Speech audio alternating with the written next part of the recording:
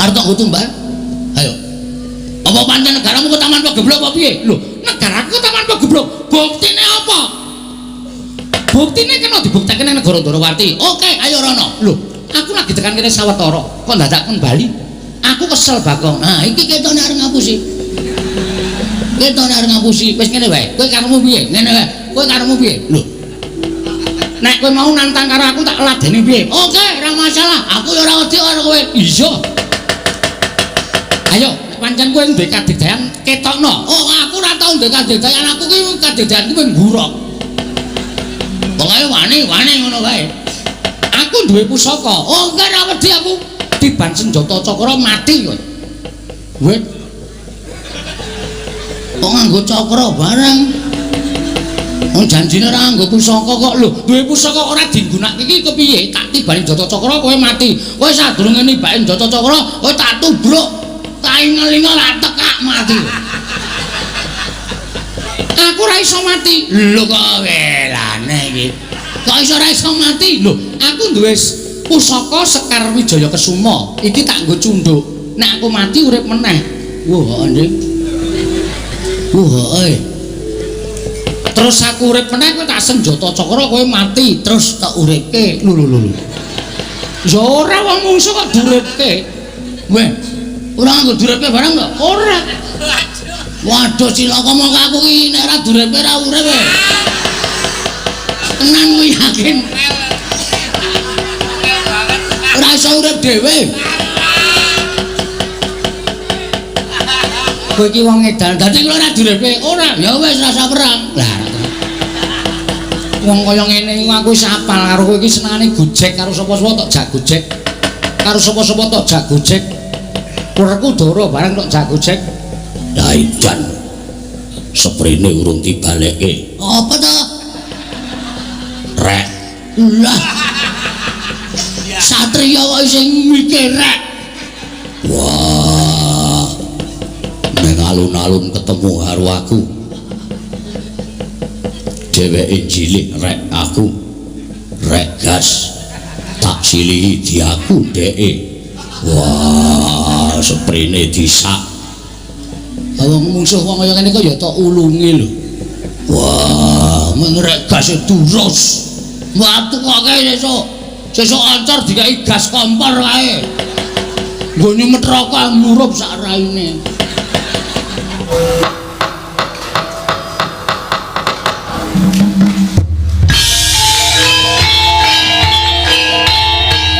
Dilanjutkan pagelaran wayang kulit semalam suntuk oleh Ki Dalang Seno Nugroho. Selamat menyaksikan.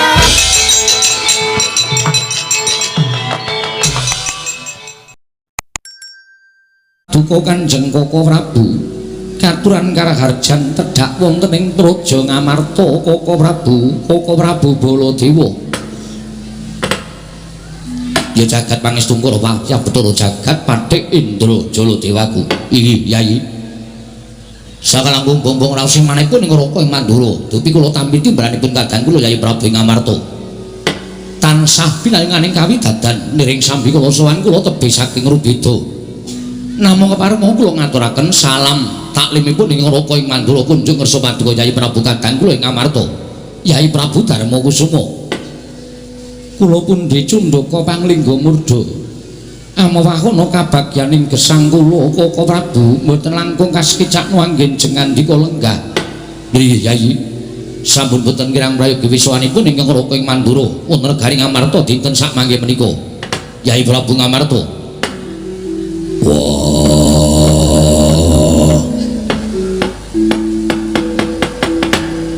Kresna kakangku.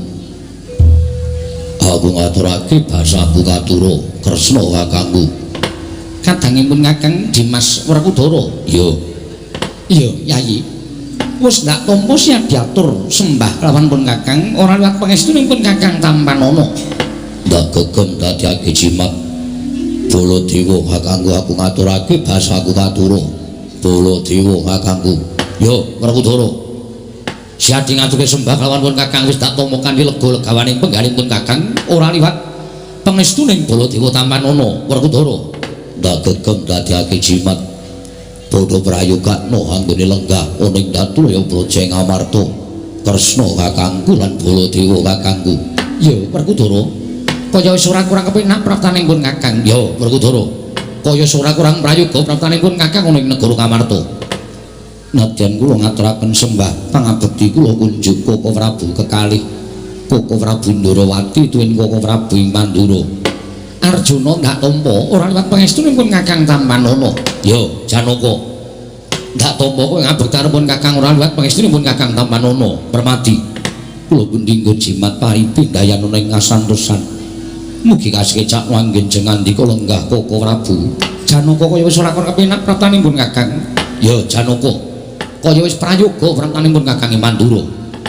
Semanten ugi kula ngaturaken bakti kula kunjuk Koko Prabu kekalih kula ngaturaken pangabekti kula kunjuk. Ya kembar ndak tampa pangestunipun Kakang Tampanana. Ya nek kula sedewa wis ndak tampa ora liwat pangestunipun Kakang Tampanana. Iki kula pun dinggo jimat paripik dayana ing kasantosan. Mugi kasekecak nganggen jengandika lenggah Koko Prabu kekalih. Ya kembar kaya wis ora kurang kepenak. Ya nek kula sedewa kaya wis prayoga praptanipun Kakang. Koko Prabu sawetawis rawuh damel guguk gagap guragapan raos manahipun ingkang rayi Ngamarta krana rawuh paduka ingkang sengkan-sengkan datanpa pepoyang upami alit utusan gandhek sakembaran agengipun utusan Nayaka ing Ndarawati bila riki lenggan mangke paduka badhe kepareng tedhak wonten ing Praja Ngamarta. Duh Koko Prabu saestu kula nedhi ngrakit rata kencana pinarya methuk paduka Kanjeng Koko Prabu saha nyawisaken Hermawar kinarya miji ampian paduka Kanjeng Koko Prabu sesembahan kula ing Ndarawati Koko Prabu jagat wasisaning Bathara Wayadara jagat Yayi kula wonten timbalan ing adhawu inaden nembe kawya sing pangandikan kemawon persasat sampun jen sinembul puyuh manahipun ing ora ing Ndarawati bebasan kadidene kejugurkan Wukir Sari kelepaning Samudra Madu dene semanten tandha tresnanipun kadang-kadang kula para Pandhawa tumrap ingkang Raka ing Ndarawati namung semantena kula suwun nata upacara ning aprajaning mekaten menika kala wau mboten pantes menawi kapisungsungaken dhateng Raka ing Ndarawati sabab Yayi pendak-pendak ingkang Raka sowan dhateng negari Ngamarta menika tanpa beda pangraos kula kadidene wangsul dhateng negari Ndarawati malah mangsa kala benjang menawi wonten wekdal ingkang mirunggan Yayi Prabu sakadang badhe tetinju dhateng Praja Ndaraka kaecalna jigo lawan Pekewuh Durgama Sangga Runggi Ndarawati karengku kados dene Ngamarta. Yayi Prabu matur sembah sewu nuwun ingkang tanpa pepindhan Koko Prabu dene mekaten ya sing pangandika paduka Kanjeng Koko Prabu malah sak mangke daya-daya kepareng kula cumadung dawuh wonten wigatos menapa dene paduka pareng tedhak wonten ing Praja Ngamarta menawi kepareng kawedharing kathah tuwunten kababarna nanging menawi wadi tumraping para kadang sentana monggo kula dherekaken manjing salebeting kedaton pepanggihan catur netra kelawan ingkang rayi Ngamarta Koko Prabu. Yayi iwale-wale menapa estunipun sawanipun ing Raka ing Ndarawati wonten negari Ngamarta menika ingkang sepisan tetinju dhateng karharjanipun kadang-kadang kula para Pandhawa syukur mangayu bagya seperti jumurung dene tansah kahayoman dening berkaing dat kang murweng dat matur sembah sewu nuwun ingkang tanpa kepindhan dening ngangka kalih wale-wale menapa Yayaji sawanipun ing Raka ing Ndarawati wonten negari Ngamarta menika namung badhe nyuwun senjata pitulung tumbak kenceng dhateng kadang-kadang kula para Pandhawa supados padhang lelampanipun ing Raka ing Dwaraka Yayi Prabu Ngamarta hanjrah ingkang Puspitarung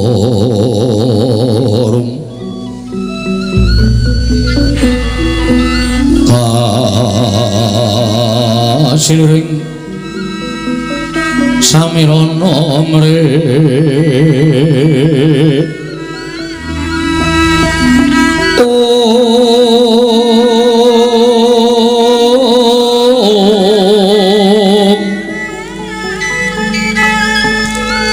sekar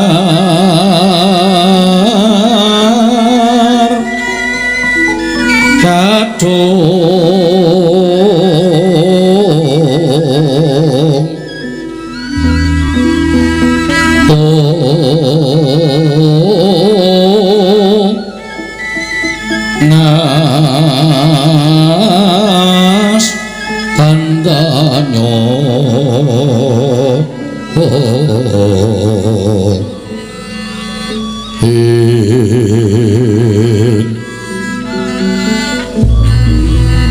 mawer aras rananing griya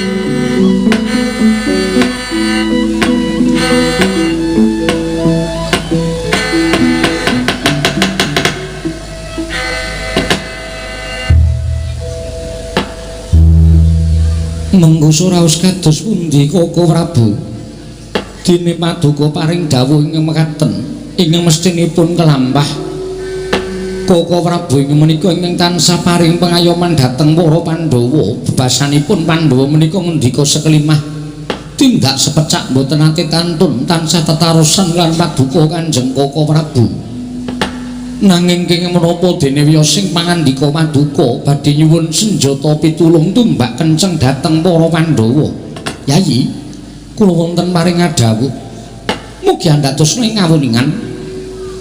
Menapa ta sababipun Deteng Ngraka matur ing kados mekaten menika sabab sampun tigang candra etang klengganing nggo dinten sak mangke menika negari Ndrawati kados ketaman welak ing Jawata. Negari Ndrawati kados ketaman pegebluk kathah para kawula ingkang enjing sakit sonten ketiwasan sonten sakit enjing kapralaya monggo sampun boten kirang-kirang ngen kula budidaya ngrawuhaken para brahmana winasih sewa sugata miyang para nimpuna supados nambak rengkaning praja tindakaken gagar wigartanatu karya inggih mangsa kala ingkang sampun kula tetepaken ingkang Ngraka tumuli sare narite sesemek ron Rajamala bebantal Batasari Mbak wonten madyaning pasumenan kababar kawursita bilih negari Ndrawati saged waluya nirmala temajati jati temah mulya menawi para Pandhawa ingkang suka sak biyantu bot repotipun ingkang Raka ing Ndrawati. Nuwun sewu Yai. Mboten marep-arep pisan dhateng aturipun Yai Kresna babar pisan mboten sanget mboten nginten wanci enjing Yai Prabu Kresna sampun dumugi wonten negari Mandura sarwi tawang-tawang waspa sareng kula dangu menapa ta sababipun Dene Kresna sowan dhateng negari Mandura pengajapipun badhe nganti dhateng Ngraka ing Mandura supados dados saksi tama badhe aturipun Yai Kresna ingkang kunjuk paduka Yai Samyaji sanget boten nginten bilih negari Ndrawati ketaman pegebluk ingkang madal saliring usada Yai boten nama kula badhe ngetingal Yai Kresna babar pisan boten namung sampun marambah makaping-kaping pendak-pendak Pandhawa menika nampi pepeteng Yai Kresna ing saged madhangaken pendak-pendak Pandhawa nampi ribet Yai Ndrawati ing saged ngudari ribet menika kala wau mila sak mangke gandeng Yai Prabu Kresna ingkang nandhang ribet kula suwun kanthi sanget lega legawaning penggalih paduka Yai Prabu Darmakusuma sakadang suka sak biyantu bot repotipun kadang kula ing Ndrawati Yai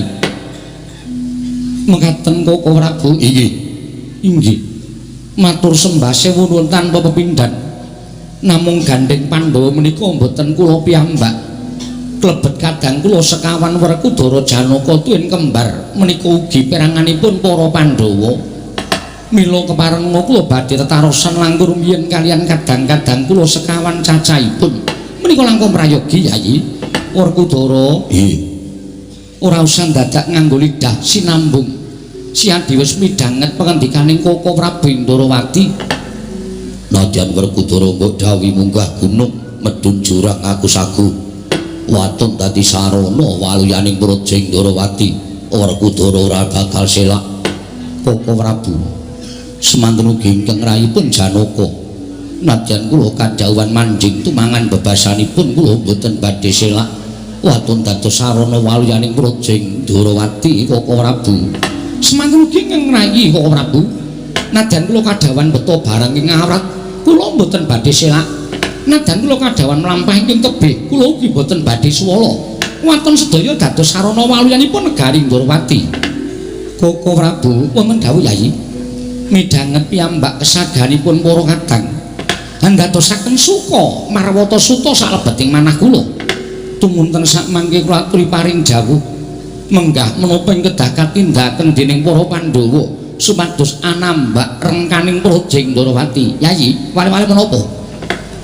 Pamantar sabdaning jawata ingkang sampun kula tampi medal margining pasumbenan dewa paring sasmita dhateng Raka Ndrawati bilih negari Ndrawati saged waluya nirma temajati jati temah mulya menawi negari Ndrawati tinumbalan pusaka ngamarta pratone ratu tama pati-pati leno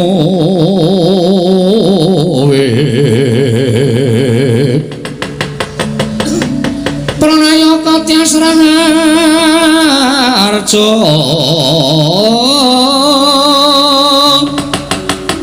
panagare becik-becik parandene tan dadi taliasing kala bendu malah bangkit-bangkit handatra beda kang reribeti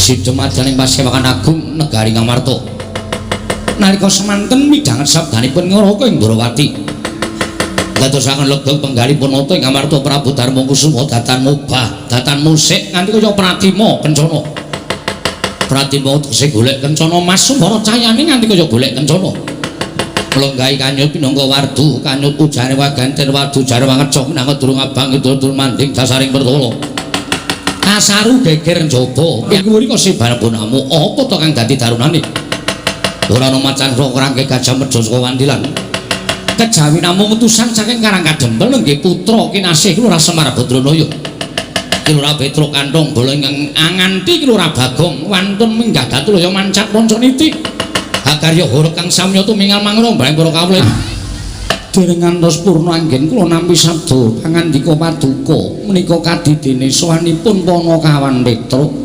kaliyan Panakawan Bagong Koko Prabu jagat waisaning Bathara Wayapra jagat inggih Yayi menika kadidene sowanipun Petruk kaliyan Bagong Koko Prabu Mandura nggih menika sowanipun Panakawan Petruk kaliyan Bagong lah pun Kakang ya wis weruh Petruk sowan ngabiyantara kersane Kyai Prabu Darma Kusuma yen Petruk mono pancen wong sing genep unggah-ungguh tata krama laku dodok nyembah karo ratune kuwi tegese kawula sing aboti karo ratu saiki jajal gagasen Bagong iki derajate apa ing atase ratu kok dijak salaman anggepe karo kancane iki lho kaya ora ngerti tata krama kaya ora ngerti unggah-ungguh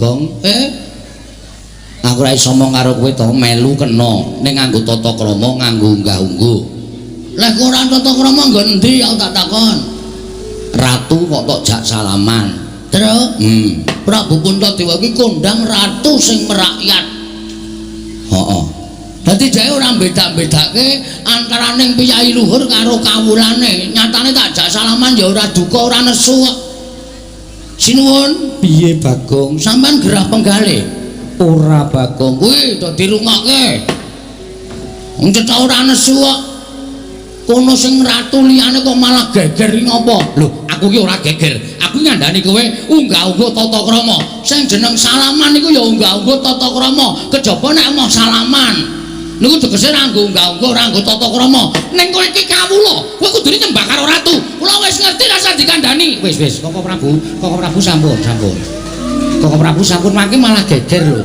Lho rumah sak aku iki ratu kok diwangsuli Bagong. Lah mbok kawula ora entuk wangsulan ki terus apa gunane dinahi cangkem? Gong, aku moh nek ngono kuwi. Kowe melu aku iki ngrekso aku lho, Gong. Kowe kudu ngerti tata krama. Aku diwarahi kok karo ratu kudu nyembah. Sing tak ora tak sembah ora lara atine kok. Sing ora tak sembah do geger ki ngopo? Lho lah iya ning tata kramane ngono. Wis ta, kowe meneng. Lho, kok malah ngelukke aku meneng? Kowe iki melu aku Ha iya. Lah kok malah ngelekke aku? Petruk, dalem wis ta. Kowe iki wigati napa matura? Iku nak geger kabeh. Kok Prabu Mandura padu karo Bagong, kowe padu karo Bagong ora rampung-rampung. Mau kok ya tok jak. Wong bocahe melu kok nggih. Kula ajeng lunga niku konangan Bagong, terus Bagong niku melu truk. Ah kula mboten iso swala. Mongko ora nganggo sandal Bagong iki juga ning kejaton niki. Keramike wae kaya dinyak-nyak Bagong sikile ora nggo sandal. Kowe kok ora nggo sandal kok jebol ning dalane. Jebol ning dalan pedhot semok terpaksa cekeran aku. Esuk meneh iki omong karo aku, matur tak tukokke ora. Petro dalem sinuwun. Padha kanthi Harja Sapraptem nira Petro. Tansah pinanganing kawidadan niring sambikala bekti kula kunjuk sinuwun. Iya Petro ndak tampa. Pangestuku tampanana niki sangat anggen kawin dadosaken jimat paripe. Ana kawan Bagong padha Harja Sapraptamu. Pangestunipun sinuwun Prabu Puntadewa wilujeng nering sambikala sinuwun bekti kula kunjuk nggih pun. Iya Bagong tak tampa pangestuku tampanana. Nuni nggih sangat anggen kawula dadosaken jimat paripe. Ponokan Petruk padha Harja Sapraptamu. Pangestunipun sinuwun Prabu Ndrawati wilujeng den bekti kula kunjuk. Iya Petruk tak tampa pangestuku tampanana. Nuni nggih sangat anggen kawula dadosaken jimat. Ponokan Bagong padha Harja Sapraptamu. Pangestunipun sinuwun Ndrawati wilujeng nering sambikala bekti kula kunjuk nggih sinuwun. Iya Bagong tak tampa pangestuku tampanana. Nuni nggih sangat anggen kawula mindadosaken jimat paripe. Petruk kanthong bolong padha Harja Sapraptamu. Pangestunipun Ndara Baladewa wilujeng bekti kula kunjuk nggih Den. Ya Petruk tak tampa pangestuku tampanana. Nuni nggih sangat anggen kawula mindadosaken jimat paripe. Wong edan Bagong padha Harja Sapraptamu. Wong edan Bagong padha Harja Sapraptamu. Kuwi apa ora edan kuwi? Aku kuwi nalendra nimbali Bagong ora tanpa diwangsuli karepe piye? Gong, boyo wangsulan to. Kowe wis tau weruh aku mlebu rumah sakit jiwa apa? Lah ya urung. Lah ya mbok ora diundang wong edan. Aku kuwi nang omah disembah anak bojoe, Truk. Nang omah dikajeni ro tangga tepare, nang kene dedan-edanke. Mbok wong ki ngajeni karo wong. Wong ki nek ora gelem dijiwit, aja sok jiwit. Wong ki nek ora gelem ditabok, aja sok nabok. Dumeh kono nalendra aku meng kawula terus menang edan-edanke kawula ya ora entuk. Wah bener ngono kok. Kok Prabu menika ya lepat kok. Wong Bagong ora edan kok dedan-edanke. Wah, wangune lara ati tak unekke edan. Lara ati aku ndek perasaane. Lho. Ora basa karo aku. Ayo man kowe marahi terus kok. Ya wis. Wong bagus dhewe Bagong padha Harja Sapraptamu. Cah bagus dhewe Bagong padha Harja Sapraptamu. Lah iki aku nek edan tak diwangsuli nek bagus tak diwangsuli karepe piye? Ah, Gong. Kowe ngono tak ajar dhewe lho Gong kowe engko. Iki marahi geger tenan. Terus, aku ki ngilo wis sok semaput lho. Kok dunekke bagus dhewe. Nek carane wong Jawa kuwi ngelulu, wong ngelulu ki ngungkuli wong ngece larane. Mbok wis biasa wae wong aku ki ya ora rumangsa bagus kok. Kok Prabu sampun, Bagong ngaten ki mawon. Bagong padha Harja Sapraptamu. Slamet. Lho. Aku ki ratu, iya ning lali aku nggih. Pangestunipun Ndara Baladewa wilujeng nering sambikala. Bekti kula kunjuk. Yo. Pangestuku tampanana. Ngene nggih, mangkake riku kapan-kapan tak jupuke. Lho, pangestuku kapan-kapan dijupuke piye? Alah, pangestu ora basahe ngene gawe masalah. Bagong iki bribek-bribek terus. Ah iya. Petruk padha Harja wilujeng Ndara Werkudara bekti kula nggih Den. Yo, Bagong. Nun. Aja gawe geger. Padha Harja Sapraptamu. Pangestunipun Ndara Werkudara wilujeng Bagong padha Harja Petruk. Nuni nggih Ndara Janaka wilujeng bekti kula nggih Den. Iya. Bekti kula nggih Ndara Janaka. Iya Bagong. Nuni nggih kok dangu mboten rawuh teng Karang Kadempel. Marahi cicilan kula do telat. Iya sesuk aku tak merono Bagong ya wis ora ana kewajiban. Lah rak ngaten ampun dilalekke Panakawan Den. Iya Bagong. Petruk Bagong padha Harja, Petruk Bagong padha Harja. Ndara kembar wilujeng bekti kula kunjuk. Iya. Ndara kembar wilujeng bekti kula kunjuk Ndara. Iya ya Bagong tak tampa. Iya ya Bagong tak tampa. Petruk kantong bolong wonten dawuh sinuwun. Ana wigati apa sowan tanpa tinimbalan apa saka karepmu dhewe? Apa diutus dening bapakmu Semar? Nuni nggih. Sewu-sewu kalpatanipun ing ngabdipun Petruk Diagung Pangaksami kepareng kula ngaturaken tebah Siti Sekul bilung teling ron klapa. Apuran ta mbok bilih wonten lepat kula nggih kula munjuk atur sapa paduka Sang Nata. Iya Petruk ora dadi ngopo matur sembah nuwun. Estunipun ngaten sinuwun. Sowan kula menika mboten saking pikajengan kula piyambak, mboten saking niatipun Petruk dhewe piyambak menika mboten. Ning kula menika namung dapur dipun utus dening Bapak Semar. Bapakmu Semar utusan kowe, nggih. Bapakmu Semar kena ngopo teka utusan sira sowan ning Praja Ngamarta. Nuwun sewu kula tak sawetawis crita. Pun wonten sesasi niki Bapak Semar niku kaya wong lara ning ora lara, kaya wong masuk angin ning jane waras. Ning saben dina ming megogok enten ngarep pendopo pedukuhan. Penawange niku kosong, mripate niku kaya ora nyawang apa-apa, pendak dina mbrebes luwe metu mawon. Kula kiten nek bapak niku nangis. Mongko saben dicaosi dahar kali simbok ora didahar, caosi unjukan kali ibu ora diunjuk. Kuwatir ati kula tumuli kula sowan wong telu, Gareng, kula kali Bagong. Kula matur karo bapak, "Pak eneng apa? Nek bapak ki menggalih anak-anak, bapak ki menggalih apa? Nek bapak ki menggalih kulawarga sing kepiye anak-anakmu wis mentas kabeh. Tur bapak ki wis tuwa. Sing jeneng wong urip ing alam padang kuwi cakra manggilingan. Nalika aku isih cilik, aku isih bayi biyen, mbok dulang, mbok tetah supaya iso mlaku, supaya iso omong lan sak piturute digula wentah diparingi ngelmu. Ning nek anak-anak wis tuwa kuwi duwe kewajiban gula wentah karo wong tuwa. Mula nek sampeyan duwe kepinginan ki ngendika karo anak-anak, kepinginane bapak apa mengko anak-anak sing bakal nuruti."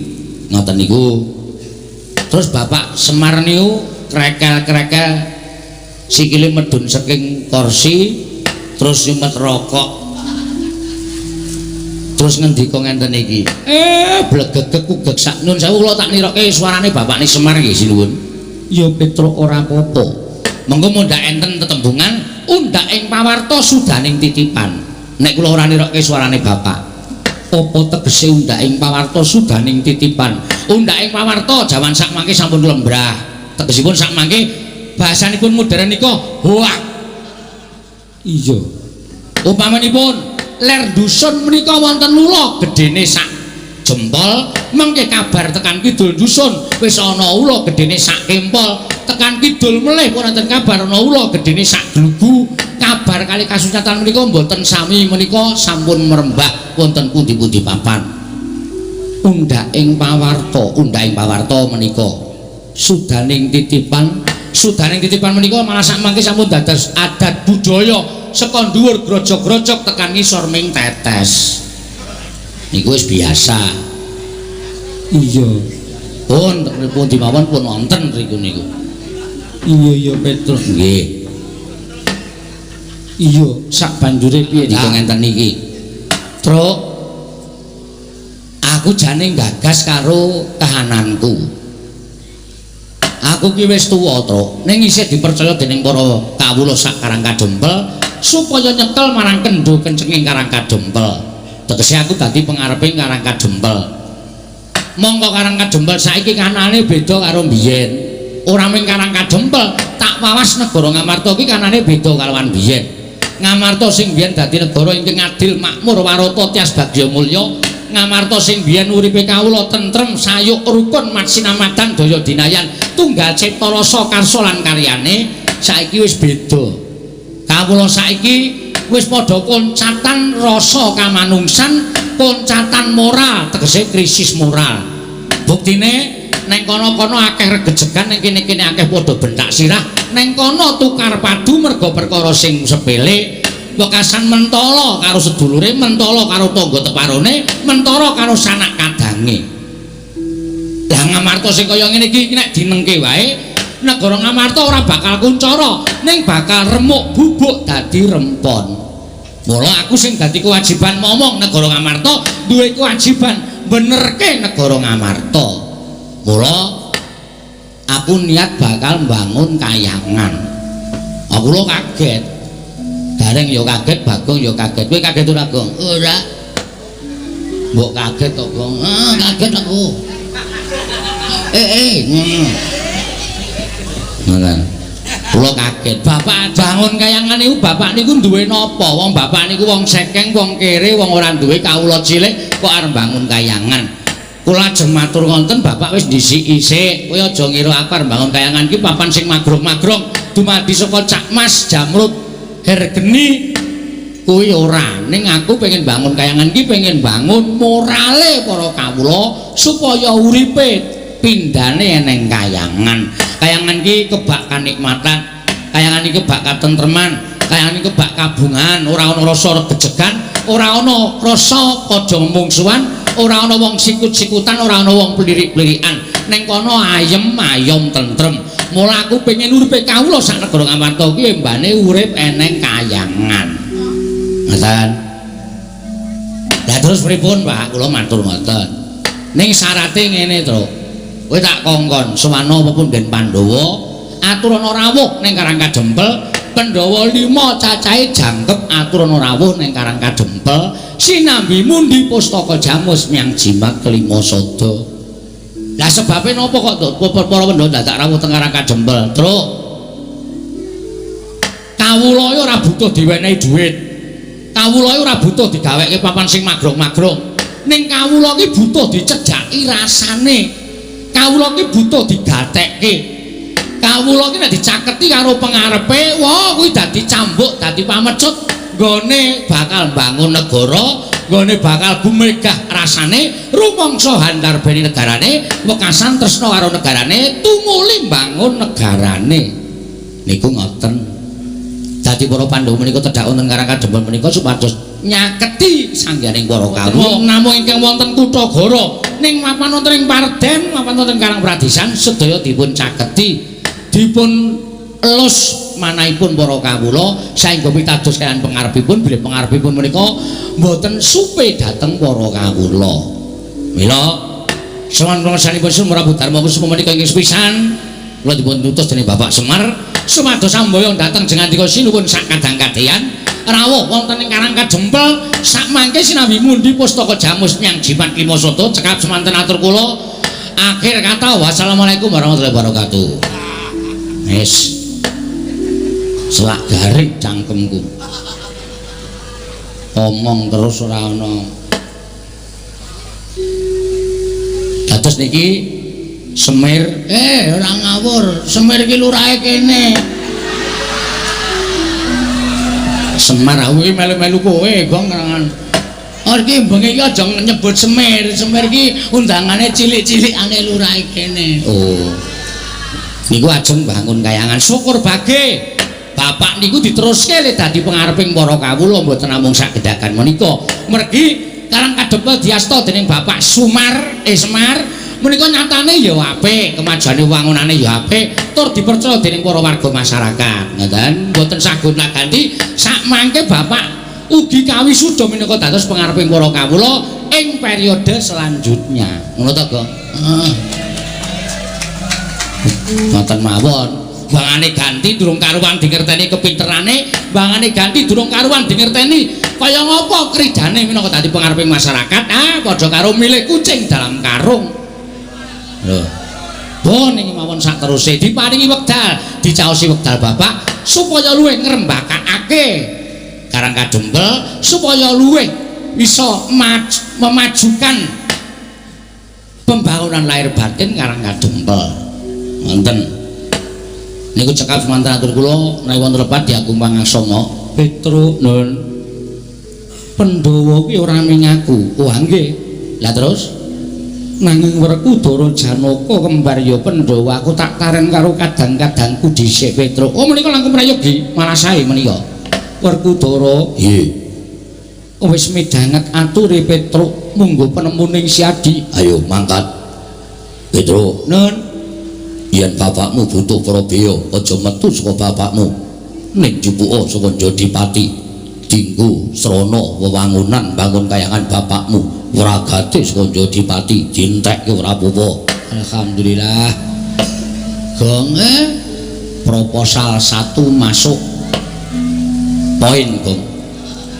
Wah, lumayan iki. Petro aja ning Jodipati, Madukara ditawu bandane ora apa-apa. Waton bapakmu kasembatan bangun kayangan Petro, yen perlu kasatriyanku digadekke sik ora apa-apa.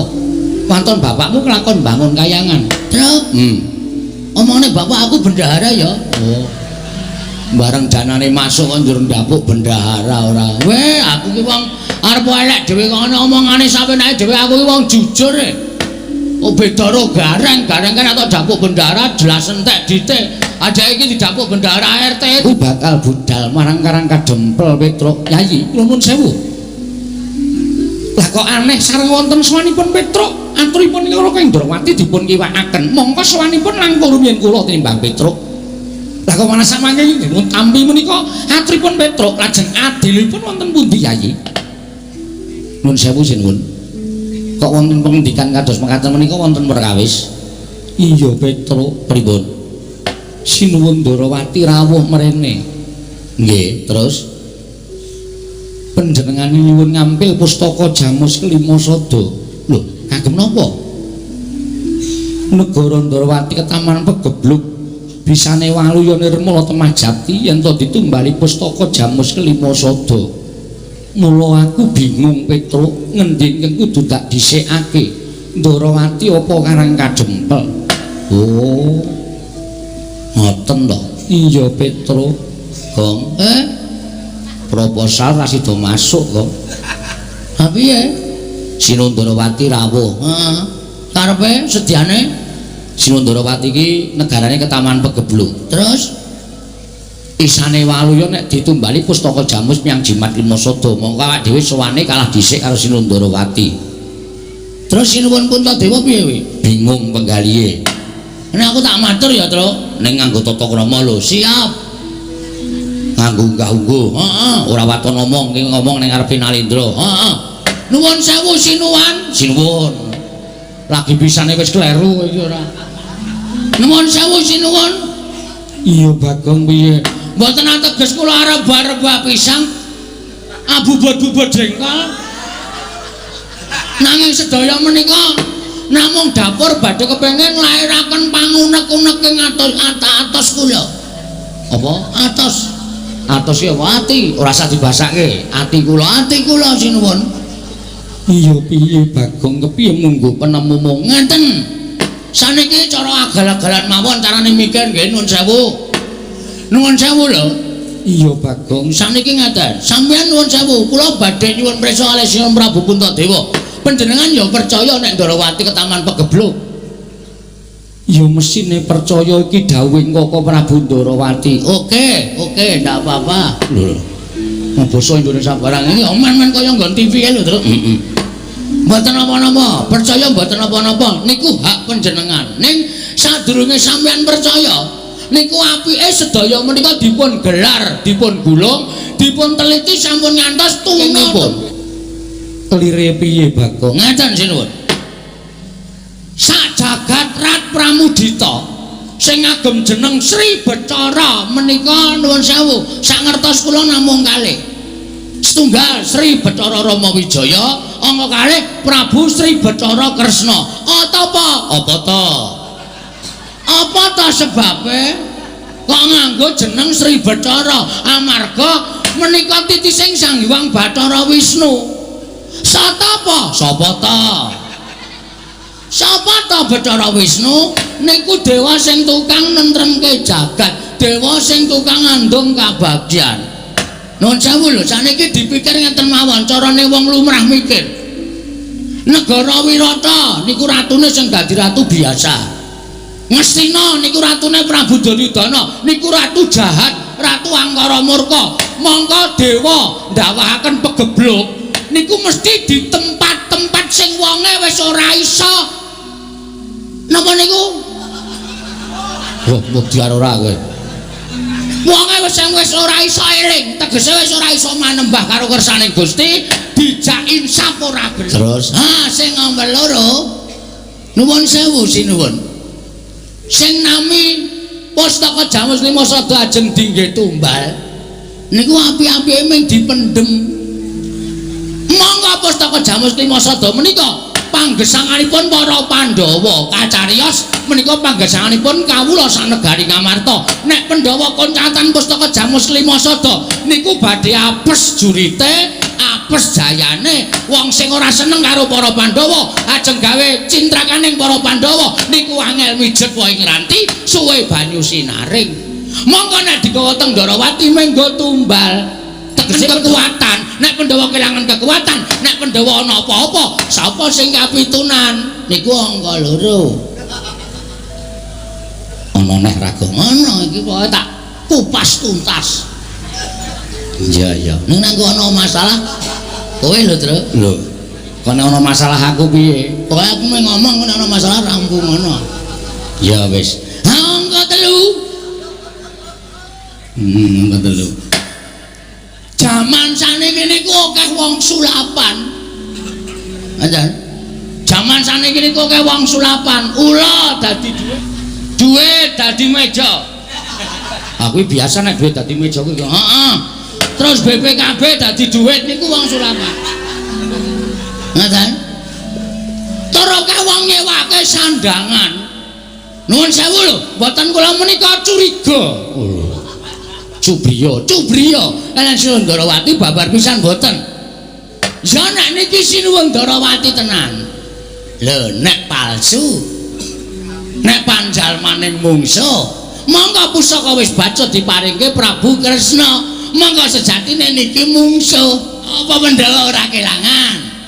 Napa Pandhawa meneng mawon? Pandhawa mboten lantip panggrahitane maringke pusaka wonten panjalmaning mengsah. Niki mengke kriwikan dadi grojogan, geguyon dadi tangisan. Mula sakmenika Ratu Lenggah-Siniwaka niku ampun ngantos nganggo netra lair tok. Nek nganggo netra batin inggih menika permana sejati, aja nganti ketrusuban.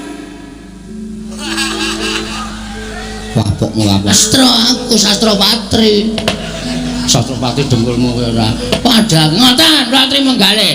Ya nek Kresna tenan, nek udu, wah wis kebacut meneke pustaka Jamus Klimasada jebul diwenehke Kresna palsu. Wah Pandhawa kapitunan Sinuwun. Panus maning jajalanan sekertaning bawana iblis lanat. Petro kan nombolo. Ngandera, kowe iki senengane gawe masalah kok. Inas ngene iki piye? Aku meng ngomong kok. Nek ana sing nesu ya tandang ngono. Kamu jenenge kurang tanggung jawab. Wis gawe wangsuli. Petro kan nombolo kowe timbali nata mandura Prabu Baladewa ora wangsulan. Nggih, wonten dawuh Sinuwun. Wonten dawuh. Kowe ngerti ora? Kyai Prabu Kresna kuwi sapa? Sinuwun Ndarawati nggih Sinuwun Ndarawati. Kuwi apaku? Lho adimu. Rai sampean. Aku dadi adimu Bagong dilangap-langap ucape nyelwetek kaya bedhek sewu napa tegalan. Drewi kaya grojokan ucape. Entah yen batur gedipal 17. Wong elek nyolok mripat. Mongkere mula ucape ora nganggo dipetung. Apa ucape iki nglarani marang penggali Kyai Prabu Ndarawati apa ora? Kuwi kudune Bagong ngerti. Wis gerang tuwa dalan dunungke. Dadi kula lho, Bagong lho. Muni piye kuwi, Tru? Muni piye kuwi? Kowe dunekke wong tuwa dadak didunungke. Terus kowe ora wangsulan. Sing dunek-unekke dudu aku kok. Aku apamu? Kowe adikku. Kudune kowe mbelani aku, kowe goblok kowe. Wis dibelani kaya ngene kok adine dunek-unekke meneng wae. Sing tau nekke Sinuwun Ndarawati. Nek kakangne tenan iki kaya ngono kuwi lho, Prabu Baladewa. Adine dunekke Baladewane nesu. Aku dunekke wong kere, wong gedibal, wong tuwa dadak didunungke. Kowe kakangku asli kok meneng wae iki kakang model piye kowe? Wis ngerti aku ora melu mau truk. Iya tak bilani aja kuwatir tak bilani ning kok sikik. Ki golek momen sing supaya aku iso nesu. Aku wis dunake kono ora nesu. Goblok banget ya. Petro, nun. Aku ora trima. Tan trimanipun Sinuwun Mandura keparengipun. Bagong wis wani karo Prabu Ndarawati. Padha karo Bagong wani karo Nata Mandura Prabu Baladewa. Aku ora nrimake yen Bagong isih nang kene. Tetep aku ora bakal trima. Bagong kudu njaluk ngapura karo Yai Prabu Kresna. Gong kowe njaluk ngapura Sinuwun Prabu Ndarawati. Lho, sing tau naunake meneng wae kok kono geger ki ngopo? Hah? Aku ora ngono-onake kono kok. Ning aku kakangne Yai Prabu Ndarawati. Wis ngerti. Tenan minggat kono rada dadi manan kowe. Ditantang kok ming meneng wae kaya cah jireh ora. Wis tekan kene kok ndal didunek-unek kok kremah-kremih. Ndekno nek nang omah bojone dikeplaki. Nang musuh wong lanang lho. Pakake macan pisan. Kok ning ngancam kok pakake macan lho golek macan endi ora. Ngene, Baladewa. Lho. Ora basa karo aku. Lho, ora basa ora apa-apa tuwa Bagong bangane sampean. Ngono? Tuwa aku karo sampean mula aku ora basa karo sampean ki ora masalah. Apa to sababe kula basane karo sampean? Mergo sampean kuwi ratu. Nek sampean iku padha-padha menuksane kaya Bagong, derajate padha. Kowe sing kudune basa karo aku. Gong, sabar, Gong. Gong, sabar, Gong. Kowe lah tak dupak cangkemmu lho kowe. Iki wis dadi kok dadak cewek. Sabar, sabar. Sabar dodo ayam goreng. Ngomong antek tenan kowe. Lho, yen ngono kowe wani karo aku. Kowe lho, biyen wani saiki wani. Aku ratu, wis ngerti. Kowe dadi ratu ki mergo tak coblos. Nek kowe ra tak coblos kowe ora dadi ratu kowe. Kowe mara ning nggon aku, kok ngaku tulungono. Aku kurang swara 14. Ora, kelingan ora. Sok kene tak nehi cakruk, nyatane ndi semprene tok bangun kowe ora. Kaya ngono kok ratu. Ngene ngono Mas, sampeyan iso dadi nganggo sandangan teng glebyan ngono kuwi mergo kawula cilik ngene iki. Mula aja sok ngendhek karo kawula cilik. Aja sok kowe ngidak cengele kawula cilik. Kowe aja ngecek karo kawula ngene iki. Kowe ngunak-unake kawula kon ngedhukke dadi ratu apa piye? Aku nglumpukke wong ngedhukke kowe ora ana trung kedhepeng netra glinding saka kursimu kowe. Aduh, aku malah pratapan, Gong. Aja ngono kuwi le. Gong, kok kandhane ngeyel. Wis ngawur. Oh, sorry ayo. Sorry ayo saking mangkele kaya penyakit. Kowe bali. Nun, kowe bali. Kula bali purun ning bareng karo Pandhawa 5 mundi Pustaka Jamus miang jimat kelima sada. Nek ora bareng karo Pustaka Jamus 5 sada karo Pandhawa, Taunana Windanana Bagong ndak akan mungkin pulang ke rumah. Kagak. Mesu omongane campur baur. Ora bakal bali. Lho, yen ngene kae wani karo Baladewa. Lho. Kula niku mboten. Sampeyan niku nalindra, wajibe kula ajeni. Ning nuwun sewu nggih Mas. Teng tanah Jawa niku wis ditulis karo para pinter, ditulis karo para pinisepuh, diserat karo para kiai, diserat karo ulah agama. Nek kepengin diajeni ngajenono. Nek kepengin disembah nyembah. Nek kepengin di tata kramani ya tata krama karo sak pepadane. Ning nuwun sewu, sampeyan wau ngajeni kula napa? Sampeyan mau tata krama kalih kula napa? Monggo nek didelok umure tuwa Bagong, sampeyan ngunekke kula gedhi bal 17 wong elek nyelok mripat mung kere. Mas, sandangan iku sesuk ora diukur karo sing gawe urip. Bondo donya sampeyan iku sesuk ora diukur karo sing gawe urip, sing diukur men kelakuan sing apik. Derajat pangkat ki ora dadi ukurane ngarepe sing maha kuwasa. Ngono dipeng-pengke ora. Sing dadi ukuran kuwi kelakuan apik. Arep Bagong rupane kaya ngene, mung nganggo sarung, mung nganggo kathok suwek. Sampeyan nganggo busana keprabon ning iso sesuk waktu di sana sampeyan tak nggo ancek-ancek mlebu swarga. Sampeyan sing tak ndlepke ning neraka. Mergo sampeyan duwe derajat pangkat dienggo ngendak wong sing ora duwe kaya ngene iki. Penyakit. Wani sama-sama apa kamu? Ngomong sama macam-macam ya. Kok Prabu sampun. Kok Prabu sampun mangke mindak mboten kan Gusti. Aku ora trimo. Iki nek arepe piyayake aku diundang-undang karo Bagong, malah diundhomono karo Bagong. Kowe saiki bali kono karo bapakmu. Kowe bali kono karo bapakmu. Bapakmu ki wong kere, bapakmu ki gedhi bal 17. Wong bapakmu ki wong kere nyolok mripat. Bapakmu ki men batur arep bangun kayangan ki sing guragan apa? Bapakmu ora gablek apa-apa. Kon ngilo karo gitoke, kon ngilo karo cengele Semar. Duwe gegayan bangun kayangan, cebol kaya wulan wutong hitung lintang tae kelakone jebak wurunge. sampean saya gawe mangkelku lho iki. Ki nun sewu nek aku wis ngilangi tata krama. Gong gong gong gong pamut ndasmu lho, Tru. Iki aku wis nesu tenan. Kowe ora nesu ya bapak dunake wong gedibal 17. Nek ade sing dunake kowe ora masalah. Ha Rama bapak ki metu saka omah jegoke kilik-kilike tak bleh kok.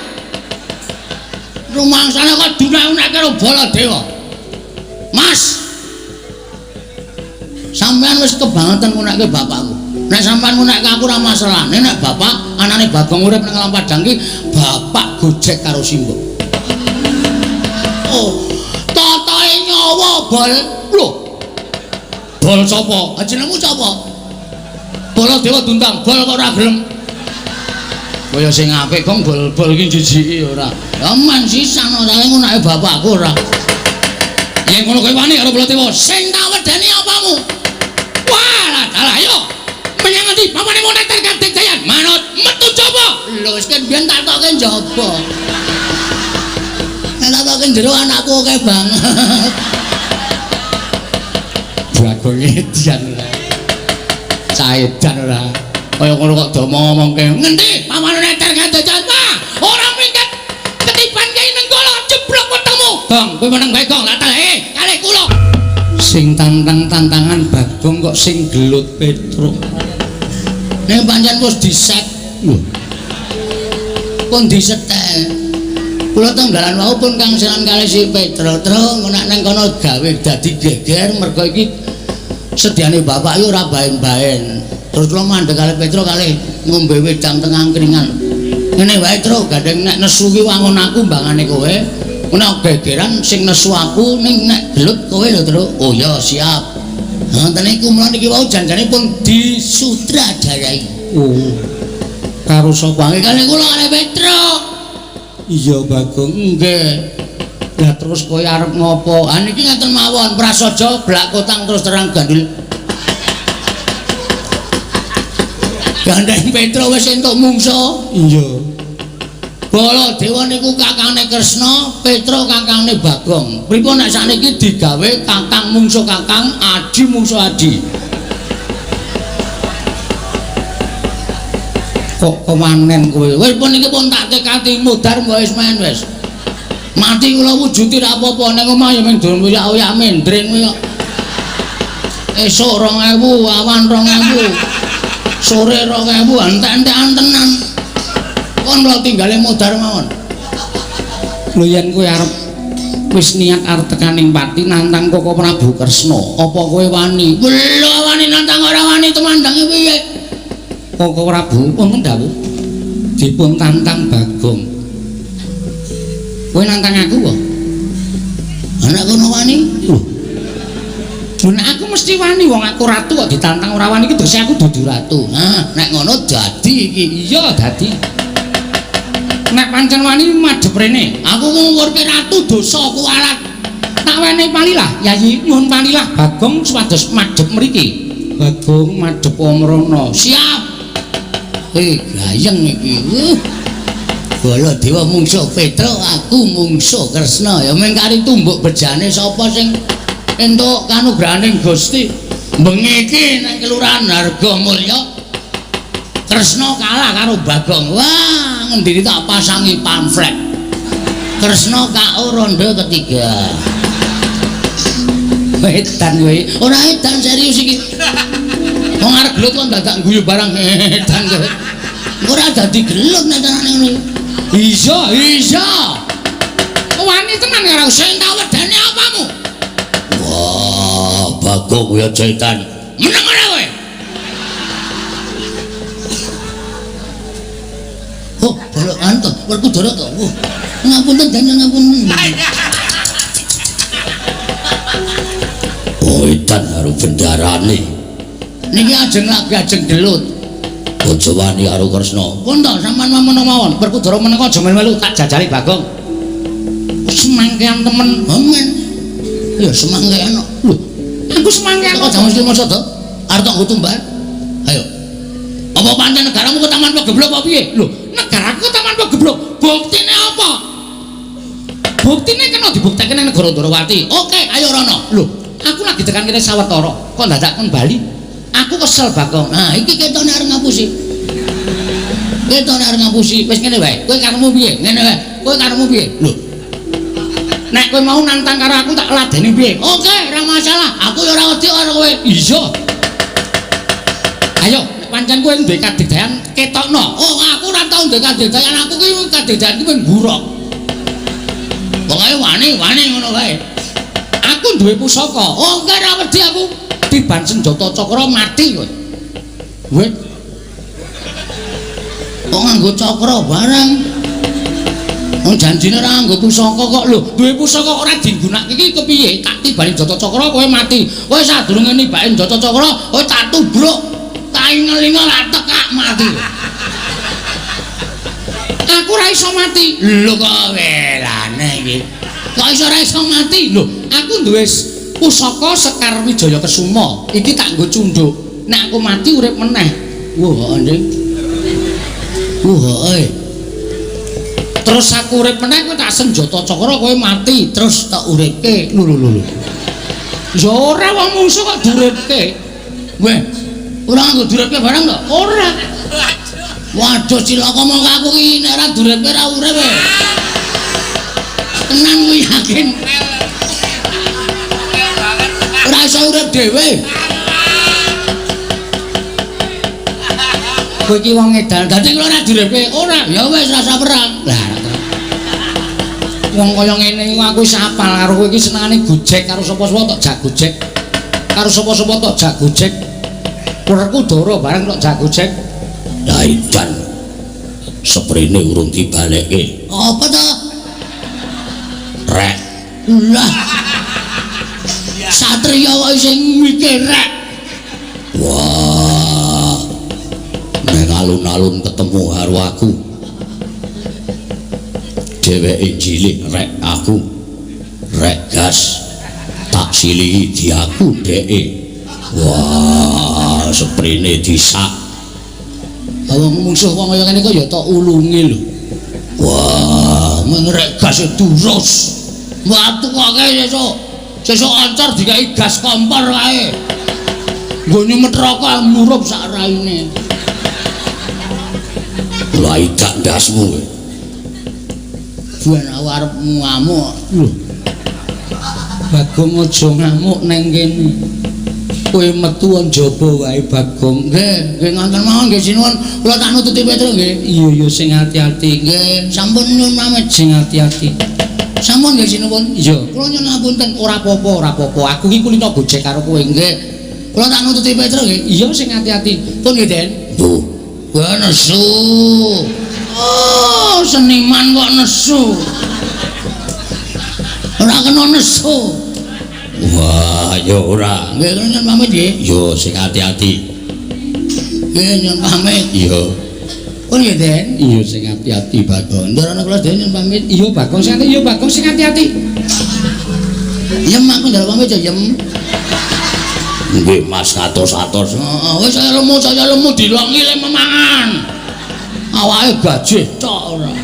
Wis ora ketok cak. Nggih, Karang Tengkraton iku antene ming maem terus. Aja dinggo gerak awake ya. Nggih. Ngajak aku nek gerak. Nggih. Wis ya iki sapa iki? Mbak Yu kula. Jenenge? Naminipun menika anu sinten sapa Yu? Aku Jainal. Wedok kok jenenge lanang iki. Nyemelangi iki. Sampun nggih sinuwun. Iya Bagong sing ati-ati aja kaya bocah iki. Nune nggih nyuwun pamit. Iya. Sampun sinuwun. Iya Bagong sing ati-ati. Pun nggih Den. Iya sing ati-ati. Ndaraku ndaraku nyuwun pamit. Iya sing ati-ati. Ndarana kula Dewa. Iya Bagong sing ati-ati. Pun kula tak metu lha apa? Nek ora tak andani Petro iki jan tobat tenane. Niki mongko ndak malah kriwikan dadi grojokan geguyon dadi tak. Anu kula nyuwun pamit nggih sinuwun. Iya sing ati-ati aja kaya bocah none nggih karang kula niku Petro iki nek nesu wonten nika. Iya, bingung anjan kula niku. Mengke mesti wani karo Prabu Baladya mesti wani. Iya, nggih. Pun nggih. Iya, Bagong sing ati-ati. Sampun, Ndara. Iya. Ndara Janaka pun nggih. Iya. Nah, Zainal pamit sik ya, Nah. Ingat to santos. Kawan-kawan anu pun duwe nomor WA. Gadah. Ya engko WA-mu dilebokke WA aku ya. Inggih ngestaken. Heeh, engko men iso WA-WA-an inggih. Pun ngoten mawon nggih ndara-ndara sedayanipun. Iya, Pak. Iya, Pak. Iya, Pak. Iya, Pak. Nyuwun pamit madal pasenan.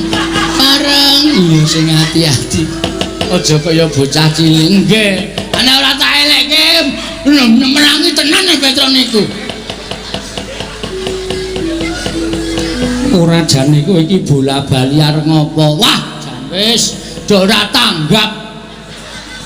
Wis pomat pamit kok ya mesti dinengke wae. Mbok ya ngulungi pira 10 apa pira. Bocah edan njaluk dhuwit to. Jawa niku ngoten niku. Pomat pamit wira-wiri niku men disangoni. Dene ora duwe perasaan ya kebangetan. Nalindra lenggah Siniwaka ora ngesak dhuwit. Waduh. Sino Ndrawati, aku ya ora nggawa. Aku ki nitik kreta mau tekan kene. Walah. Ora duwe. Alah ro ngomong iki mau. Edan pelit-pelit banget ya. Ndara sesuk nek ning Karang Kadempel tak paringi aja ning kene. Waduh, semayani. Yang enggak 15 ora. Sing wingi dereng diwangsulke. Alah aku ya ngapura ya. Aku kulino ya, aku paling kendel nek ora nek. Cah glereng ya padake. Pun ngaten mawon nyuwun pamit nggih. Iya sing pun nggih. Iya. Pun nggih. Yo. Ora ngono dak. Waduh, ngopo meneh? Dompet kula tiba. Lho, dompetmu tiba nggih. Dompet kula dawa kaya dompete canem lho. Lho, lek ngesak nang ndi teng mburi? Tibane nang ndi? Ah mesti teng mriki teng mriki kok. Isine apa? Werna-werna. Sertifikat. BPKB, STNB. Kabeh tiba kabeh. Ana duwite ora? Ana, cah cukup e. Pira? Manut. Lho. Ku ngarep njaluk kok duit kok manut. Pun. Ndak. Pun nggih. Kowe pangkatmu apa kowe? Kula Tumenggung. Tumenggung sapa? Iya Tumenggung Negari Ngamarta, Tumenggung Enggal. Oh. Kowe ndedet 200 ora? Lho. Dadah ki lurah. Nek asline. Lho, disuwun ampun. Ah, iki ta. Ah pecat kowe, ngerti aku ora? Iki lurah Bagong. Abdi ki nemu. Lan sira aturake kelawan pun Kakang, jumbuh kelawan dina iki Dimas pun Kakang bingung. Ora usah bingung. Barep kakangku ora nate kleru luwe-luwe. Nggono bakal nemtokake sapa sing bakal mbok paringi pustaka Jamus Klimasada. Lambarono manembah marang panguwasaning Gusti. Dasar iki wanci bedhug. Munggahing sanggar pelanggatan manembao ing wanci bedhug. Sawise kuwi ngucapno asmaning Gusti marang Mbah makaping-kaping nganti wening pikirmu. Kang mangkono bakal ora kleru nggonmu nemtokake sapa kang bakal nampa pustaka Jamus Klimasada. Dimas kadangipun Kakang. Nadan sira yayi kuwi agal gruwal-gruwal nanging tansah duweni penemu ingkang limpak. Kaya wektu dina iki yayi pun Kakang ngaturake panuwun Arjuna kula men maring adhawu. Tatanen para kawula aja nganti kesempyok ing aradang kamurkaning Koko Prabu Mandurapa dene Petruk mriki ngestaken dawuh. Semono uga Werkudara ya estoke dawuh. Kaya wis purna gati ning pananggilan pun Kakang kundur ngedaton bubarna kang padha gantung sebo. Kaya wis ora ana dawuh maneh Yayi Bratasena. Purna gati ning pananggilan. Sanutasa kundur ngedaton jeluk saking dampar kencana kinapit gambaran gading kadheraken sanggan Promban Cedi manggung ketanggung Joko Palororo ing sami ngampil upacaraning keprabon. Kawis tinggal saking Mandura tindak nyosri Naranata. Lamun katinon saking Mandurawa kaya gumebyar busananing Sri Naranata wau.